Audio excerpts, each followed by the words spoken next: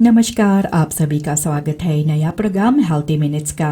पाहो के जरिए से हाल ही में यह खबर बाहर लाया गया है कि डेंगू वायरस ज़्यादा अमेरिका में फैलते जाता है और ये सूरीनाम में भी नज़र आते हैं। डेंगू एक इन्फेक्शन सिक्ता है और ये एक वायरस से होता है। इन्फेक्शोलॉग डॉक्टर वाल्टरिंग ये कहते हैं कि डेंगू एक इन्फेक्शन सिक्ता है और ये एक वायरस है। ये वायरस सिक्ता है जो एक बसमेट मस्किट के जरिए से फैलाया जाता है। ये मस्किटा का नाम है एडिस एजिप्टी। ये डेंगू वायरस जो लेकर आता है, ये वायरस सूरीनाम में है, इसलिए डेंगू भी सूरीनाम में है। ये मस्किटा जो है, अगर ये एक बीमार व्यक्ति को चुभने के बाद आपको चुभेगा तो आपको भी डेंगू हो जाएगा। ये वायरस सबट्रोपिस खबीदन में ज़्यादा तौर पर नज़र आते हैं और मस्किटा के जरिए से फैलाया जाता है। 4 तरह के डेंगू वायरस है, यानी आपको एक नहीं कई बार डेंगू हो सकता है, इसलिए आपको पहले डेंगू इन्फेक्शन हो सकता है। क्या आपको पहले डेंगू इन्फेक्शन हुआ है? तो हो सकता है कि दोबारा पकड़ने से इसका एरंस्तखर बलोप हो सकता है, जबकि नया डेंगू इन्फेक्शन होता है। डॉक्टर वाल्टरिंग ये कहते हैं कि 4 तरह के डेंगू होता है और 4 तरह से ये फैलता रहता है और इसको दिखाई देता है।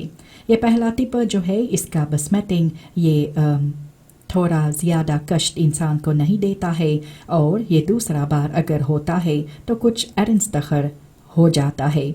इसलिए जिनको अंडरलिखंड आंदोलन होते हैं, इसको दोबारा डेंगू अगर होता है तो ये रिसिको ग्रुप में इनका जोड़ती जो होता है। और एरंस्तखर अगर ये होता है दूसरे बार तो आपको भी बतलाया जाता है कि कैसे आपको मालूम होगा कि डेंगू वायरस आपको है। 4 से 7 दिनों तक कम से कम 14 दिनों में इन्फेक्शन के बाद शिकायतें क्लख्त शुरुआत होता है, जैसे होofdpijn, spierpijn, huiduitslag, pijnlijke gewrichten, misselijkheid, braken, diarree, buikpijn, ये सभी होगा और ये होगा ये इन्फेक्शन के बाद।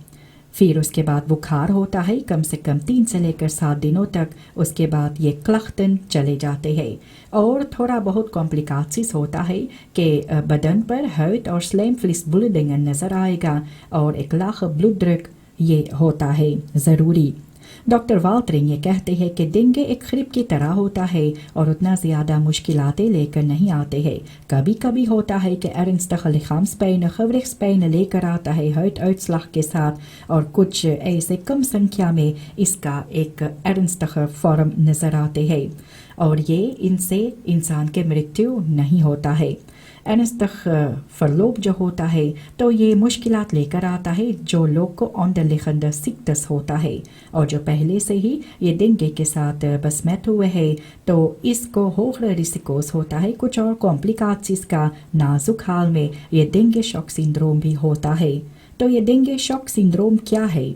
डेंगू शॉक सिंड्रोम ये एक खफारलक कॉम्प्लिकेशन डेंगू इन्फेक्शन का होता है और इसके साथ भी ये एरंस्तख डेंगू होता है सेकेंडरी इन्फेक्शन के साथ, जहाँ पर दूसरे वायरस सेरोटिप भी नज़र आते हैं।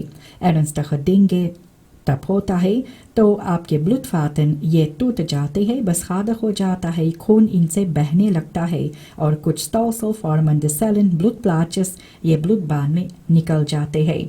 ऐसे ये शॉक सिचुएशन में इंसान को रख देता है। इनवेंडिग ब्लीडिंग होता है और खान फालन कभी कभी मृत्यु होता है।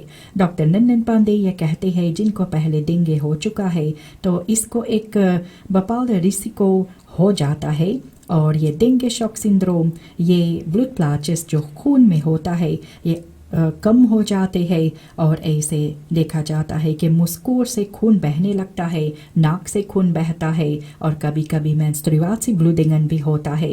यानी ये एरंस्तख हो भी सकता है लेकिन उतना ज़्यादा नहीं जिस तरह से बतलाया भी जाता है। और अगर आपको लगे कि आपको नॉर्मल खरीप नहीं है और आपको पहले डेंगू हो चुका है, आपको ऐसा लगभग लगता है ये सिम्टोम से, तो जल्द से डॉक्टर के पास आप जाइए इलाज कराने के लिए। चाहे जो भी डॉक्टर के पास आप जाए, हर्स डॉक्टर हो, जिकनहर्स डॉक्टर, स्पुटाइसन डहलप या वक्त डॉक्टर, उनके पास आप जाए जहाँ पर आपको इलाज मिल सके।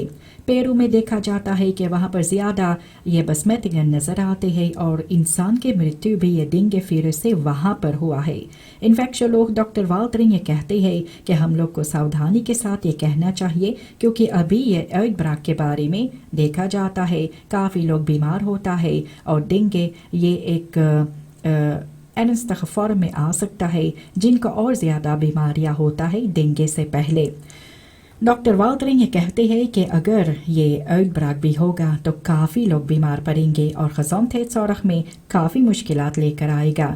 इसलिए भी ज़रूर से कहा जाता है कि डेंगू इनको खरीब अख्तख बेल्ट होता है और कभी कभी इनका एरेंस्तखर बलोप होता है और ये कभी नहीं हुआ है ऐसे कि इंसान के मृत्यु हो सकता है।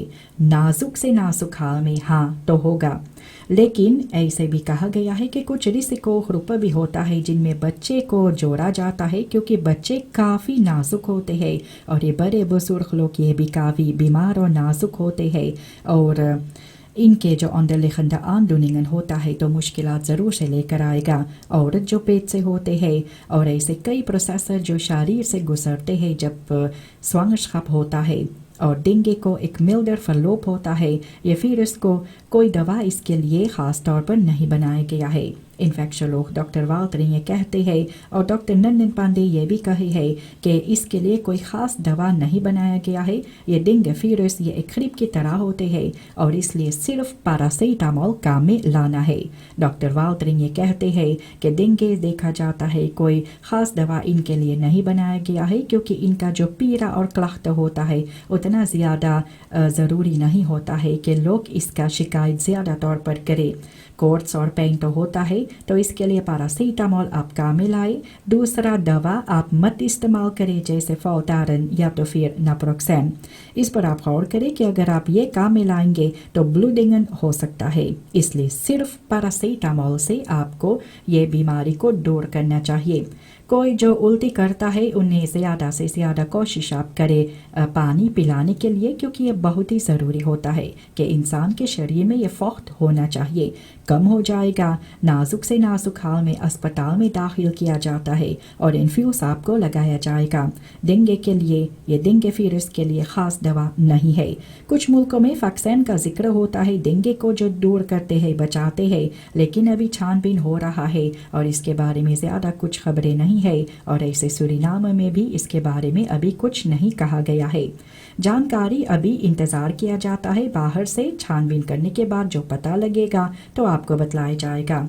अगर आपके बच्चा इनको डेंगू फीवर्स होता है तो आप जल्द से डॉक्टर के पास जाएं क्योंकि बच्चे काफ़ी नाजुक होते हैं इन बीमारियों के लिए।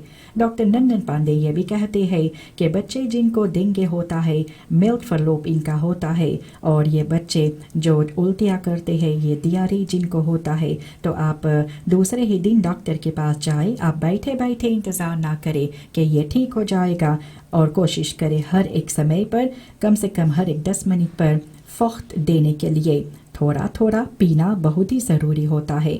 प्रेफेंसी ये बहुत ही ज़रूरी होता है, इसलिए इधर उधर जो हम लोग मैला कुचैला फेंकते रहते हैं अपने मोटर गाड़ी से घर पर इधर उधर हम लोग रोमल इत्यादि गांचते रहते हैं तो ये साफ़ सफाई करना चाहिए। जहाँ पर पानी रुकता है बहता नहीं, इसे आप निकालिए, फेंकिए, साफ़ कीजिए क्योंकि इससे ये सभी बीमारियाँ जो उत्पन्न होता है ब्लूम पॉट इत्यादि जो होता है ये सभी को आप दूर करें जिसमें पानी रुकता है बहता नहीं, क्योंकि मस्कीटा वहीं पर जाकर अपने अंडा बच्चा जो करते हैं अपने एचएस देते रहते हैं। इनके लिए ब्रूथ प्लाट्स जो होता है, इसलिए सभी ब्रूथ प्लाट्स आप दूर करें और प्रयोग करें।